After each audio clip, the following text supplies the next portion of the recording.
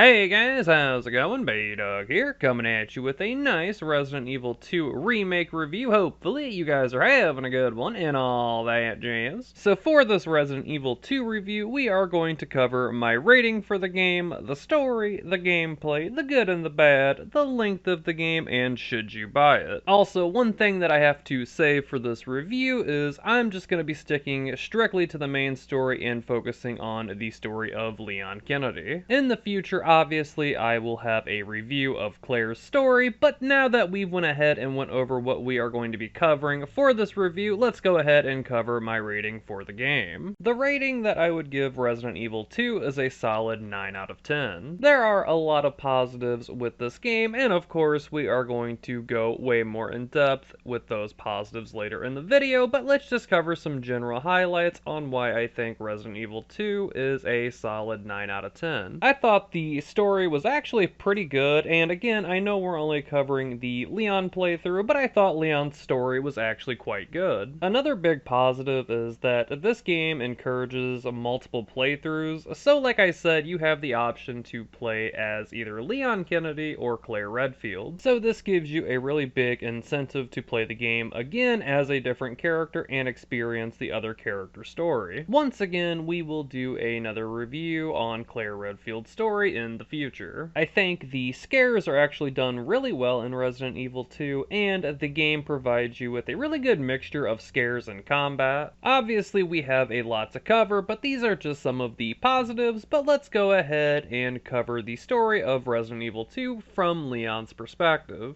So as far as the story, I'm not going to go too terribly deep into Leon's story because I don't want to spoil it for you if you haven't played it yet, so I'm just going to kind of cover the beginning and what your main objective will be. When you start Leon's story, you will pull up into a gas station to fill up on gas, and Leon notices that the cop car is abandoned outside the gas station and the lights inside the gas station are shut off. Leon goes inside to investigate and realizes that the gas station has gone to complete shit. This is where you are going to run into Claire Redfield, and Leon and Claire escape to Raccoon City, but once they get to Raccoon City, they realize that things are much worse. After reaching Raccoon City, the police car that they were using gets surrounded by zombies, and a big tanker truck crashes into the police vehicle and it explodes. How Leon and Claire did not get demolished by this is beyond me, but you know, some things are just better left unanswered in Raccoon City. After the explosion, Leon and Claire are split up, and Leon goes to Raccoon City Police Department. Now, I want you to keep this in mind. This is Leon's first day as a member of the Raccoon Police Department, and literally everything is going batshit crazy before he can even put on his uniform for the first time. Anyways, once Leon gets to the police station, he has to not only find a way to escape Raccoon Police Department, but find a way to escape Raccoon City. Obviously, it's way more in-depth than just strictly that, but then again, I'm not going to go too terribly deep into the story because I don't want to spoil the story or anything like that, but let's go ahead and cover the gameplay of Resident Evil 2. The gameplay of Resident Evil 2 is really good in my opinion, but let's go ahead and cover some of the strong points of the gameplay. I think first and foremost, Resident Evil 2 has a really good balance between the horror elements of the game and the combat. So if you enjoy that balance between the two, you're definitely going to have a blast playing the game, but let's go a little bit more in depth with the scares. The scares in Resident Evil 2 are actually quite good. I wouldn't say that it's, you know, Resident Evil 7 scary, but I will definitely say that the zombies and the other types of enemies that you will run into will give you a nice scare.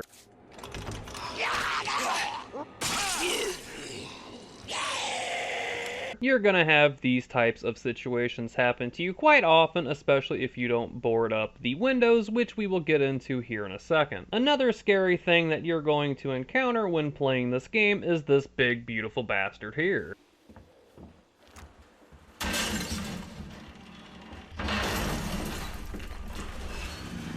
Jesus Christ!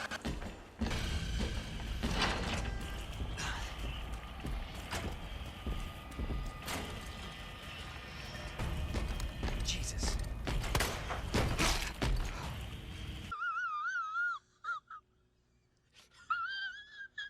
Once you get a little bit further in the game, you're going to be chased by the tyrant, and he is going to hunt you non-stop for quite a while. Now that I have covered the scares of the game and kind of what you can expect, let's go ahead and cover the environment of Resident Evil 2. The environment of Resident Evil 2, in my opinion, is done really well. It really is kind of spooky when you are in this big police station and other areas of the game, knowing that there is a chance that you are only one of the few survivors in Raccoon City. This game, in my opinion, really creates a very nice immersive horror atmosphere. Now, if you remember a few moments ago that I had said something about boarding up the windows, this gameplay feature, at least in my opinion, is very important because whenever you are traversing, the same type of areas more than once, if you don't board up the windows, the zombies are going to constantly break in and attack Leon. I think this gameplay feature is really cool, and it makes you think about when to board up the windows or, the certain areas. So I would recommend, if you don't want to get devoured by a mob of zombies, you should definitely board up some windows. Another thing that I would like to cover quickly is the combat of Resident Evil 2. In my opinion, I found that the combat in Resident Evil 2 was actually a lot of fun. Now, one thing that I will say with the combat is make sure to pick and choose your battles at the right time. The reason this is important is because I've noticed if you go in,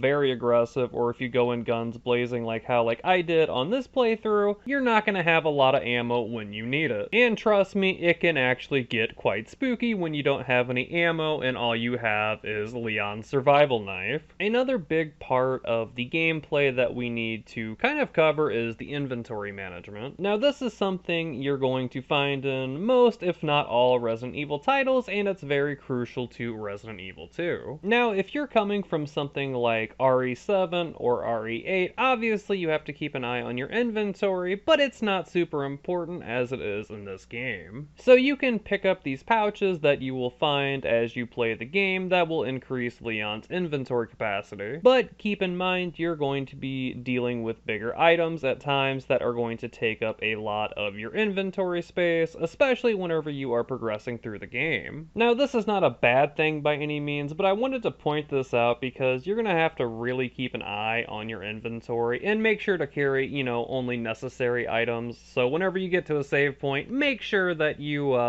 keep an eye on your inventory so that way you can pick up the items that you need. The last thing that I wanted to cover with the gameplay are the puzzles. Now, I know that this is something small to cover, but I always like to kind of give you an idea of what to expect whenever it comes to the puzzles in the Resident Evil games that I cover. So most of the puzzles are going to be like figuring out some sort of safe code or some kind of combination, so on and so forth. The puzzles really aren't too terribly difficult. The one thing I will say is make sure to examine items and just kind of use context clues that will help you. So what I mean by that is make sure to always check your notes or look for codes written somewhere. Now, this sounds very simple, but just always try to keep an eye out whenever you, run into a safe or you need to unlock something. Just make sure to look around and always check your notes. Now that we've covered the gameplay elements, let's go ahead and cover the good and the bad of Resident Evil 2. So whenever it comes to reviewing games, I like to go over the good and bad, so I'm going to go ahead and start with the one negative that I have about this game. The only negative that I really have with this game is that only some areas are accessible either by Leon or Claire. Now, this isn't inherently a bad thing because it makes each playthrough a bit different and you get a few new rooms that you get to see as that respective character. Now, like I said at the beginning of the video, I really haven't played through the whole Claire Redfield story, but the little that I have, each character gets a different set of keys that allows them to access different rooms. I just wish that the game gave you access to every room regardless of the character. Trust me, I know that this is very nitpicky, but whenever I was trying to really come up with something negative, this was really the only thing I could think of, which honestly is a great thing. Now that I've covered the one negative that I had about this game, let's go ahead and cover the positives. I would say a really big positive in my opinion is the exploration. You have this massive police station and other areas throughout the game that are actually a lot of fun to explore. I would say if you have ever played Resident Evil 8, it kind of has that feel to it where you have a really big area to explore and it always always feels like you're always finding things. If you're someone who enjoys exploring, I think you will definitely have a blast. And also, if you are someone who just wants to experience the story and don't really care about unlocking the safes or anything like that, you're still going to have a really good time because it doesn't feel boring. You're always doing something.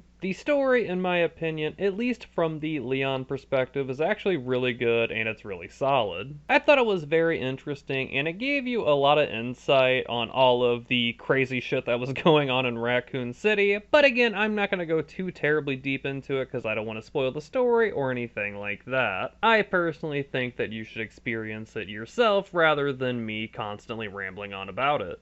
The scares in this game are done really well and you're going to be on edge most of the time. Whether you are fighting off enemies or running away from this handsome devil, it's going to be a very fun time as well as a spooky time as well. The combat in this game is absolutely phenomenal, and if you enjoy engaging in combat, I think you will have a blast just like how I did. The last big positive that I want to cover is this game is meant to be replayed. I personally love the fact that you get two different characters and you get to experience their stories. I just think it's a really cool feature that you get to see each character's perspective on what's going on and why they're there. Even though I haven't completed the story for Claire Redfield yet, I'm just very excited to see the end of her story as well. Now that we've went over the good and the bad of the game, let's go ahead and cover the length of the game. So for the length of the game, it took me about 8 hours and 7 minutes to complete on the standard difficulty. I would say if you're playing the main story and just focusing on the main story, it'll probably take you somewhere between 8 to 9 hours to complete. Now one thing I will say is you can definitely put way more time and way more hours into the game. This is just how long it took me to complete the game on the standard difficulty, but if you are someone who enjoys finding every item and solving everything, you can definitely put in way more hours in one playthrough. Now that we've covered the length of Resident Evil 2, let's go ahead and answer the question, should you buy Resident Evil 2? So now it's time to answer the question, is Resident Evil 2 worth a purchase? I would say hands down yes, because you are going to get a pretty good amount of gameplay, and honestly it's just really fun. I think the game is absolutely amazing, and in my opinion it's really nice that you get to play as two different characters and see how their stories play out. Alright guys, we have reached the end of this Resident Evil 2 review. Thank you guys so much for coming out. It means the absolute world to me, but if you are brand new, please go ahead and hit that subscribe button. I would appreciate it, but I do hope that you have a great rest of your day, and we'll catch you in the next one, guys. Have a good one.